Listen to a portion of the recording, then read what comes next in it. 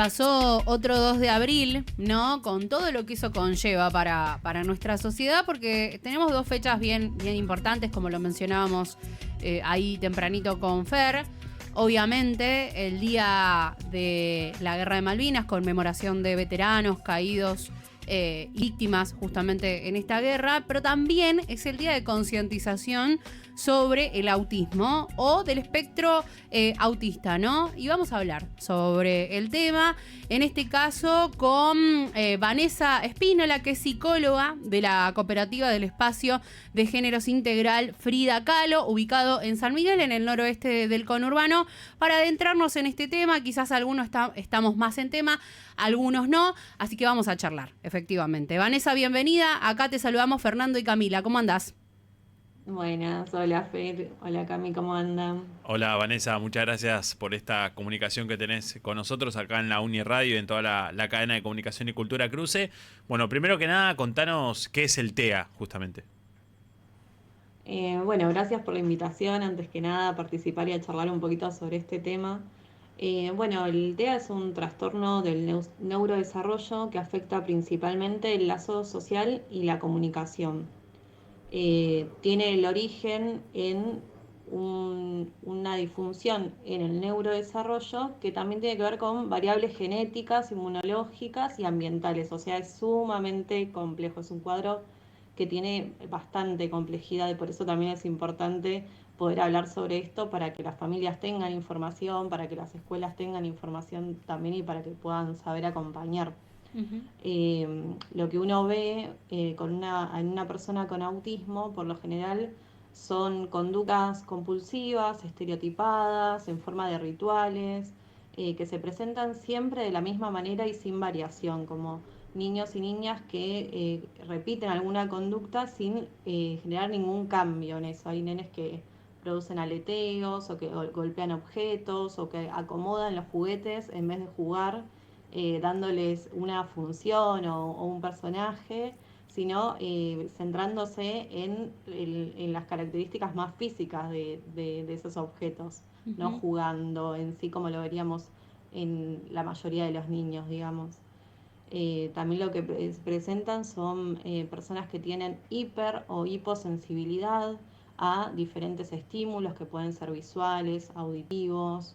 Por eso también en la fiesta seguramente han escuchado un montón Sí. el hecho de la pirotecnia y de tener cuidado eh, con estos ruidos, con estos estruendos, porque generan mucho daño. Porque al haber una hipersensibilidad en muchos casos es muy grande el malestar que se genera. Uh-huh. Esto como en términos de características generales. Sí. Ahí Vanessa, con quien estamos charlando, ella es psicóloga de la cooperativa Frida Kahlo, que trabaja acá en San Miguel, en el noroeste del conurbano. Se me viene, la primera pregunta que se me viene, bueno, ahí ya definiste, como para quienes por ahí no estábamos tan en tema, pero ¿qué pasa con una persona que llega con algunas dudas quizás sobre diagnóstico, ¿no? ¿Cómo se atraviesa un diagnóstico? ¿Cómo lo atraviesa una familia? En general está asociado a infancias. ¿Esto es así exclusivamente, Vanessa? ¿Nos contás? Hay mayor detección en las infancias, ¿no? Cuando justamente al ser un trastorno del desarrollo se empiezan a ver algunas dificultades en la evolución de los nenes, más que nada en el habla, en el interés por relacionarse con los otros. Hay niños que se detectan algunas particularidades muy tempranamente cuando son bebés, por ejemplo, y no sé, no hacen contacto visual con la madre cuando Mm. se los amamanta.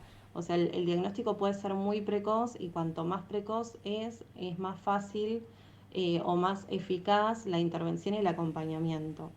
Entonces tenemos diagnósticos que se pueden hacer en la infancia, que se pueden hacer en la adolescencia, pero hoy en día también se están viendo muchos casos de adultos con TEA, que no fueron diagnosticados cuando estaban en la escolaridad, digamos, o en el seno de su familia, y que empiezan a tener dudas ellos mismos sobre sus características, sobre cosas que ahora se empiezan a circular más y quizás se identifican con algunos de esos rasgos y van a la consulta. Mm.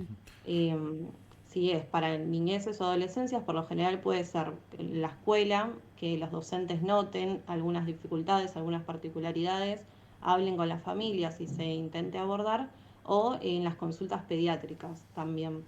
y que ahí se haga toda la derivación, se hacen estudios neurocognitivos, se hacen también estudios genéticos. Hoy en día también se estudia el árbol familiar para ver si hay alguna cuestión hereditaria de alguno de los padres. Quizás hay también mucho de esto, de padres que no saben que tienen esta problemática porque se han adaptado, se han sobreadaptado Claro. y generaron un montón de recursos de manera autónoma, pero hubo una transmisión ahí hereditaria y genética. ¿No? Entonces es como bastante complejo, pero se hace por lo general sí con terapeutas, hay muchos casos con psicopedagogos también, con neurólogos, es bastante complejo y tiene que ser interdisciplinario el abordaje. Vanessa, en la actualidad, ¿cómo está tratado en políticas el trastorno del espectro autista, ya sea para la prevención o ya sea para su tratamiento? ¿Cómo estamos actualmente en la Argentina? Bueno, hay bastantes cambios en lo que tiene que ver, por ejemplo, en materia de inclusión escolar, ¿no? Hay ahora figuras profesionales que acompañan a niños que van a la escuela, que son las maestras de apoyo no docente, las llamadas maestras integradoras, Sí. que acompañan a los niños durante la jornada escolar. Eh, También se le dice maestras externas, están las acompañantes terapéuticas. Hay como en el ámbito profesional bastante más recursos que están más amparadas. Pero bueno, en términos de política hay diferencias, por ejemplo, en las familias que tienen o no tienen cobertura Mm. médica, que tienen o no tienen obra social. ¿No? Quizás a los niños se les tramita muy tempranamente el certificado de discapacidad para que puedan acceder a los tratamientos de manera más accesible, digamos, entre un montón de comillas. Pero bueno, la realidad es que, yo lo digo desde mi lado, el que laburo en inclusión escolar también, Claro. eh, muchísima precarización laboral. Mm. Entonces hay profesionales que sí, que acompañan, que trabajan y que laburan muy bien, pero el nomenclador de discapacidad no se actualiza desde el año pasado, Mm. por ejemplo, ¿no? Entonces el monto, el sueldo que perciben, que percibimos es bajísimo para Claro. el laburo que se hace y para la importancia de los acompañamientos de los niños, por ejemplo, en el ámbito de las escuelas. Claro, clarísimo. Estamos charlando con Vanessa Espínola. Ella es psicóloga sobre el Día Mundial sobre la concientización del autismo. Vanessa, nos metemos con algunos mitos. ¿El autismo se Ujú. cura, por ejemplo? Para mí es una condición que se puede tratar. Bien. No sé si curar es el término adecuado, lo que sí se puede generar un tratamiento que sea efectivo, se puede acompañar y se puede mejorar la calidad de vida de las personas. Porque siempre que hablamos de salud mental, por lo general es bastante complejo hablar de una cura, porque son eh, cosas que son procesales. Siempre se piensa en términos de procesos. Hay avances, hay retrocesos, pero sí se puede tratar. Ujú. Como decíamos hace un rato, ¿no? Con el diagnóstico precoz, ese tratamiento y ese acompañamiento va a ser mucho más eficaz, pero siempre se pueden generar apoyos. En todo lo que es discapacidad se habla mucho de la función de apoyo. Bueno, ¿qué necesita este nene, esta nena o esta persona para poder funcionar de una manera más amigable, más tranquila? Ujú. Otra más ahí. ¿Es discapacidad? ¿Es trastorno? ¿Es condición? ¿Qué es el autismo? Bueno, el autismo es un trastorno porque hay una detección en el desarrollo, entonces hay ahí una dificultad. Ujú.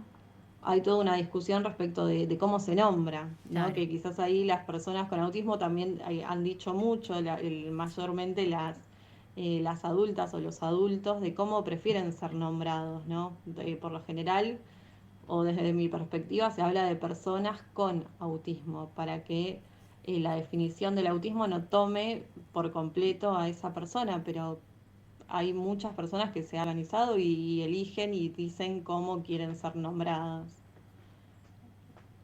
Bien. En términos teóricos, Sí. sí hablamos de trastorno. Ajá. Y en términos de qué pasa con nosotros, ¿no? Con quienes efectivamente no atravesamos el trastorno o la condición.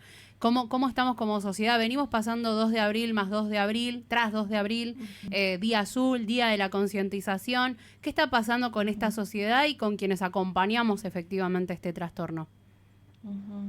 Bueno, yo creo que hay hoy en día, por suerte, mucha circulación de información, ¿no? Espacios en los que se puede hablar de estos temas. Entonces, quizás, como vos decías, hay personas que tienen un poquito más de conocimiento porque quizás tienen familiares, tienen amigos incluso que están, están con diagnóstico o haciéndose algún proceso diagnóstico. Entonces, como sociedad creo que estamos un poquito más abiertos a hablar de autismo, ¿no? Todavía hay un montón de cosas que tenemos que trabajar para poder generar recursos, herramientas, políticas que acompañen, pensar en una cobertura, si la cobertura de salud hoy que existe hoy contempla todas las necesidades, las familias pelean un montón con las obras sociales, con los hospitales para poder tener los tratamientos de los pibes y de las pibas, entonces creo que como sociedad todavía hay un montón para hacer, pero ya se habla, entonces esto también que decíamos hace un rato, uno puede ver información, identificarse y decir, bueno, me acerco a algún profesional y hago el diagnóstico para ver si eso es otra cosa, ¿no? Claro. Ahí como yo lo veo en eso, en esas dos caras, digamos. Bien, bien. Ahí estábamos, un poco de política y un poco de lo que podemos aportar. Siempre la insistencia de que los pibes y las pibas son de todos y todas, no de la mamá o del papá, sino que la crianza es colectiva y el acompañamiento de todos esos procesos que son educativos, pero que son formativos también de ese futuro adulto, es una responsabilidad de todos y todas. Y aprovecho ahí porque dijiste, bueno, quienes vienen al espacio integral de género, ¿no? Que es una cooperativa de salud mental. Quizás hay alguien que te está escuchando y dice, che, estaría bueno consultar cómo se puede acceder a esta cooperativa de salud mental, dónde están, qué trabajo hacen, también por ahí para conocerlas un poco más. Bien, bueno, nosotros en principio nosotros un equipo de trabajo interdisciplinario, trabajamos con salud mental, mayormente la temática de violencia de género, acompañamos a mujeres y a disidencias que están o que estuvieron en situaciones de violencia. Pero también atendemos a las personas que se acerquen, ¿no? Como con la motivación y con las dudas que tengan o buscando un espacio.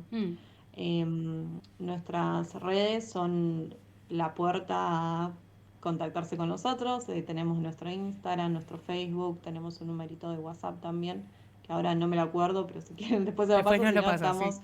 en redes, en Instagram somos @espacio de géneros integral.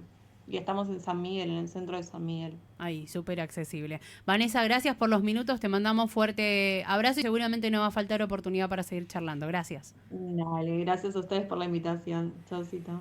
Vanessa Espínola con nosotros y nosotras en Fingiendo Demencia en el Cruce, licenciada en Psicología, sobre el Día Mundial de Concientización sobre el Autismo. Desde el conurbano, de 13 a 16. Estás en Fingiendo Demencia.